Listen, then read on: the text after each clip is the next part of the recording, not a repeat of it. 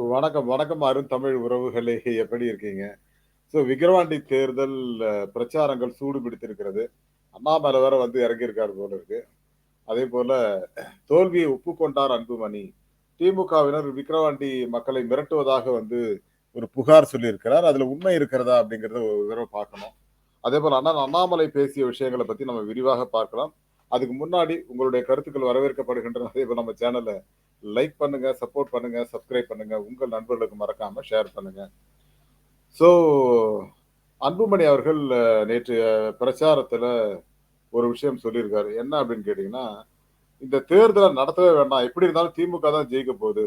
இவர்களுடைய ஆட்டம் வந்து முடிந்து விட்டது.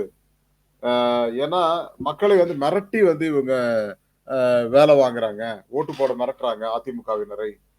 இந்த தேர்தல் நடக்கவே வேண்டாம் அப்படிங்கிற மாரி சொல்றாரு. அதில இருக்கிற உண்மை தன்மை என்ன அப்படிங்கிறதையும் நம்ம பார்ப்போம்.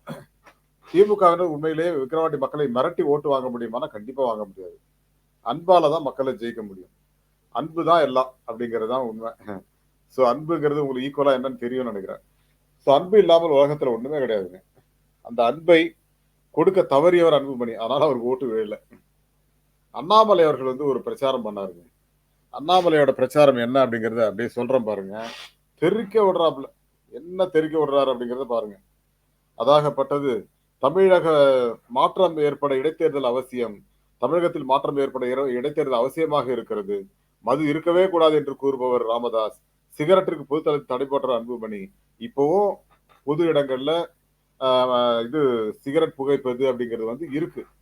தடுக்கவே முடியல. யாராவது போனா, "என்ன அதாவது பொதுமக்கள் வர்ற இடத்துல சிகரெட் குடிக்கிறேன்னா உனக்கு என்ன? அப்படி நான் ஓரமா தான் நிக்கிறேன்" அப்படிங்கிறாங்க. நீங்க அதெல்லாம் ஒண்ணுமே பண்ண முடியல. ஜெயலலிதா அவர்கள் பிரதமர் மோடியின் அன்பை பெற்றவர் ஓபிஎஸ். அதாவது ஜெயலலிதா அவர்களின் அன்பையும், அ பிரதமர் மோடியின் அன்பையும் பெற்றவர் ஓபிஎஸ். ஆனால் மக்களின் அன்பை பெறவில்லையே! என்ன பண்றது?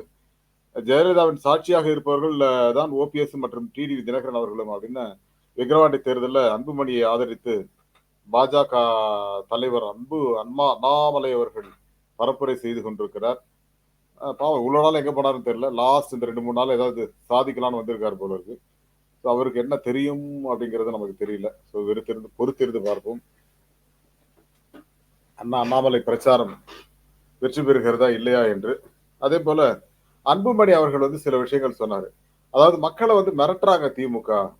ஆ இதுக்கு எலக்ஷன் நடத்தாம அவங்கள அறிவிச்சிடலாம் அப்படிங்கிற மாரி தான் சொல்றாரு. அதுல இருக்கிற உண்மை தன்மை என்ன அப்படிங்கிறத நான் சொல்லிடுறேன்.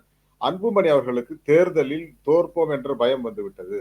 கள நிலவரமும் அவர்களுக்கு எதிராக இருக்கிறது அப்படிங்கிறது தான். அதை சாக்கு சொல்வதற்காக இந்த மாரி சொல்றாரு.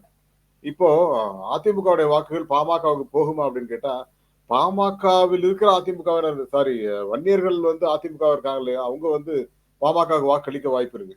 பட் மற்ற சமுதாயத்தினர் வந்து பாமகவுக்கு வாக்களிக்க மாட்டார்கள். அது நமக்கு ஊரறிந்த உண்மை. காரணம் என்ன அப்படிங்கிறது உங்க எல்லாருக்குமே தெரியும். இடைத்தேர்தலை பொறுத்தவரைக்கும் ஆளுங்கட்சிக்கு வாக்களித்தால் தான் நம்ம தொகுதிக்கு ஏதாவது நல்லது நடக்கும் அப்படின்ற வகையில மக்களே வந்து திமுகவுக்கு வாக்களிப்பதற்கு தான் அதிகமான வாய்ப்பு இருக்கிறது அப்படிங்கிறது தான். இந்த வகையில பார்த்தீங்க அப்படின்னா, அன்புமணியை போல் ஆ என்ன சொல்றது? அன்புமணி வந்து தான் முதல்வர் வேட்பாளர் அப்படின்லாம் சொன்னார் ஒரு காலத்துல. பட் எதுவும் பெருசா ஜெயிக்க முடியல. அதே நிலைமை தான் இப்பொழுதும் இருக்கும் அப்படின்னு.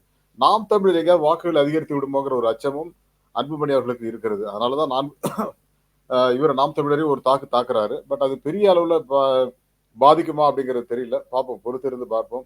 விக்கிரவாண்டி தேர்தல் அவர்களுக்கு தோல்வி பயத்தை கொடுத்திருக்கிறது அப்படிங்கிறது நன்றாகவே தெரிகிறது. இதை பற்றிய கருத்துக்களை நீங்கள் பதிவிடுங்கள். மீண்டும் ஒரு நல்ல தலைப்போடு சந்திக்கலாம். Thank you all and bye to everyone. Thank you so much. Like பண்ணுங்க.